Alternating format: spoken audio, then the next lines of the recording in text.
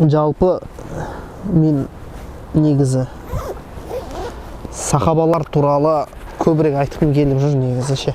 Стористі өткіздік, сол сториста тест жасадық. Енді шыны керек сәл қиындау қылып қойдым. Бұл жерде мақсат қиындау болған жоқ. Көбіміз естімейтін сахабаларды танулары үшін. Сол себепті да. Олар туралы көп айтылмағандықтан оқырмандар не істеді? Қателесті да. Саад ибн Муаз деген сахабаны айтты. 30 жасында исламды қабылдап, 36 жасында Хандақ шайқасында қайтыс болған. 6 жылдың ішінде сондай исламды жақсы ұстанғаны, ол қайтыс болған кезде Алла тағаланың ең үлкен жаратылысы аршы сілкінді. Аршы сілкінді. Кім себепті? Саад ибн Муазды. Хазірет Саад ибн Муаз. Алла ол кісіге разы болсын. Сондай дәрежеде болды.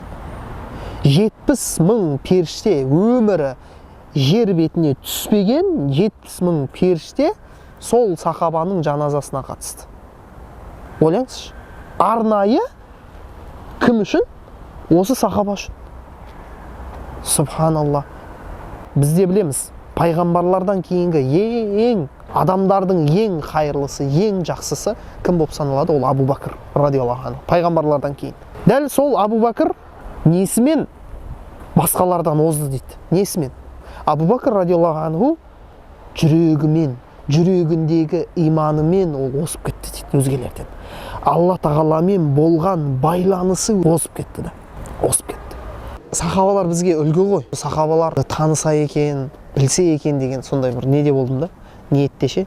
И сондықтан жалпы сахабалар туралы көбірек айтуға тырысқым келіп жүр. Қараңызшы мысалға, Марвел бәрі таниды. Енді өйткені ол реклама кетіп жатыр. Человек-паукты болсын, басқа Мстители дейміз ба, кім бар? Бәрін таниды оларды, бәрін. Балалар да соларды таниды. Бірақ сахабалардың танылмауы емес, бұл жерде ондай мағынада емес, сахабаларды әлі күнге шейін таниды. Бұларды ұмытып кетеді, бұл актерларды. Бір ғасыр, 2 ғасырдан кейін ешкім білмейді. Бірақ біз енді сахабаларды таныту үшін тек қана сахабаларды тану керек деп айтпай, өткенде айтқан едік қой, бір сахаба туралы видео түсіріп, сенің кумирің кім деген атпен, андай Марвелдің шрифтімен ше, и бәрі не ойлап қалады да, бір не болайын деп жатыр ма деп. Бір Марвелға қатысты, анау бәрі біледі ғой өйткені көбісі. Ашат, қараса, бұл жерде басқа адам туралы айтылып жатыр да. Кезінде бір видео көргем, сол видеода өте күшті мысал келтірілді ше. Анау қазіргі адамдар бар, әртістер, актерларды жақсы көреді ғой қатты. Сол жақсы көрген кезде ана қасына барып жылап, ананы көргенге бір енді қуанады, қатты қуанады да. И ана кісі айтып жатыр да видеода.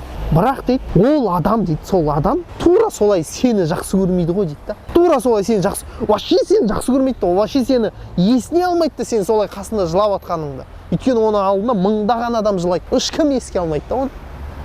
Сол ойлашы дейді. Бірақ білесіз ба? Мына жерде көзіме жас келе жатады ғой.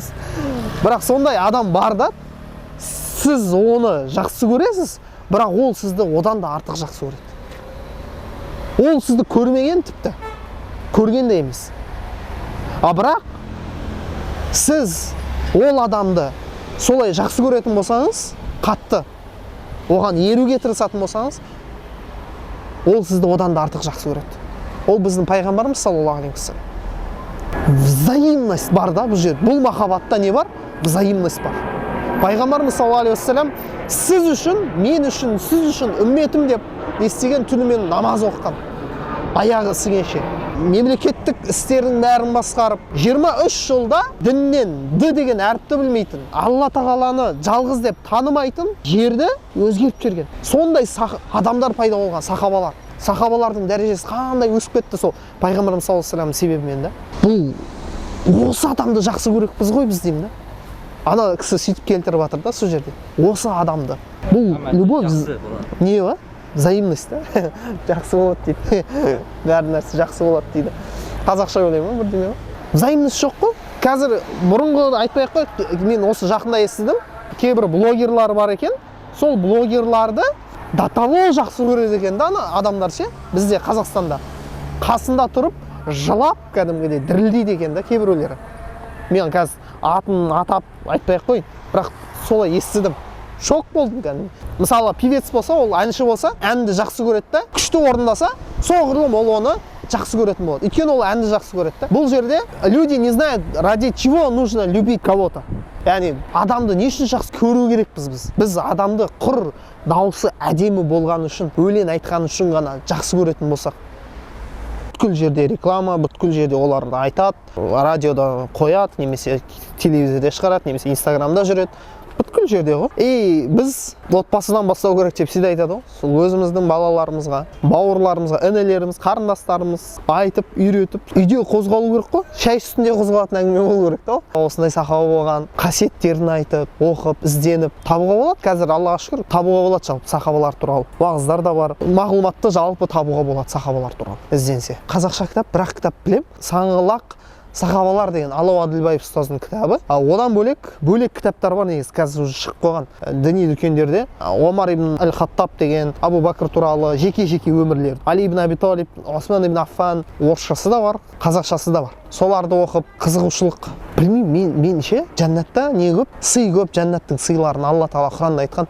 Бірақ жәннатта сол Абу Бакр радиаллаху анху, Омармен бірге, Осман пайғамбарлармен бірге болу, сол нағыз бір ең бір бақыт. Солардың қасында болу. Одан білмеймін, одан артық қана жерде не керек болатында. Ал олай болу үшін білу керекпіз да, біз оларға ұмтылу керекпіз. Әлмар умаман ахаб дейді ғой пайғамбарымыз саллаллаху алейхи ва саллям. Кісі өзінің жақсы көргенімен бірге болады дейді. Жақсы көру мәселесінде жақында ғана шейх Мұхаммед Мужир Хатибтің бір күшті нәрсесін естіп қалдым. Махаббат мәселесінде ше. Махаббат негізі өте маңызды. Яғни махаббат деп сахабаларды жақсы көру, пайғамбарымыз саллаллаху алейхи ва саллямды жақсы көру. Егер пайғамбарымыз саллаллаху алейхи ва саллямды жақсы көріп, бірақ ермейтін болсақ, ол бір не секілді дейді да, мынандай ағаш. Енді мынау қазір несі бар ғой? Жапырағы бар да, жемісі бар. Бірақ ол жемісі жоқ ағаш секілді дейді да. Бар ағаш. Жақсы көреді. Бірақ не жоқ? Жеміс жоқ. Жеміс болу керек. Міндетті түрде. Ол не? Еру. Пайғамбарымыз саллаллаху алейхи ва саллямды құр жақсы көрем деп қана жүру жеткіліксіз болады әлбетте. Бұдан да жаман жағдай дейді. Шейх айтады, негізі керісінше болғаны бұдан жаман дейді. Яғни ерет істейді бәрін. Я пайғамбар істегендей істеу керек деп жүреді да, но махаббат жоқ жүректе. Ол нәрсе махаббат болмаса, оны тіпті 200-лікке апару мүмкін дейді. 200-лікке. Сол ойланып қалдым, кәдімгідей біз көп жағдайда махаббат ол амалмен дәлелденеді, дұрыс, я соны постоянно айтатынбыз. Бірақ мына жағы айтылмайды да. Мына былай болса, егер құр, мысалы кейбір адамдар болады, намаз оқып жүреді да, бірақ тек қана намаз бар да, ол өзі міндет деп алған, өмірінің бәрі вообще басқаша. Мүлдем қызықпайды, сахабалар туралы білуге қызықпайды, пайғамбар саллаллаху алейхи ва саллям өмірі оған қызық емес. Сондай да, сондай. Ол қиын. Жақсы махаббат болу керек жүректе. Ал махаббат болса айналып келеміз. Білу керек, оқу керек, оларды іздену керек, иншалла. Ойлап отырмын мен, сол оқырмандар осы махаббатын оятуға, жалпы осы стористер шыққан кезде көптеген реакциялар кетті. Жылап атқан, Алла разы болсын деген секілді. Кәдімгі әсерленіп кеткен сахабалардың дәрежелерін көргеннен, естігеннен сондай сахабалар да болды ма деген. Мысалға, Салама бин Аква деген сахаба болған, жауынгер болған, аттан да тез жүгіретін болған. Ат шабады ғой. Оның жанында ол одан да тез жүгіреді. Әскерге атпен шабатындарға 3 динар береді, жаяу жүретіндерге 1 динар береді да. Бұл сахаба 4 динар алатын болған. Өйткені ол жаяу дейін десең, ол атпен бірдей шалып жүгіріп келе жатыр да. Атпен бірдей. Атпен дейін десең, ол өз аяғымен барады да. И солай алатын болған. И бұл кәдімгідей анау киноларда көрсетеді ғой, мысалы актер, ол жалғыз өз бәрін қырып атады жаңағындай да. Бұл сахаба тура солай болған.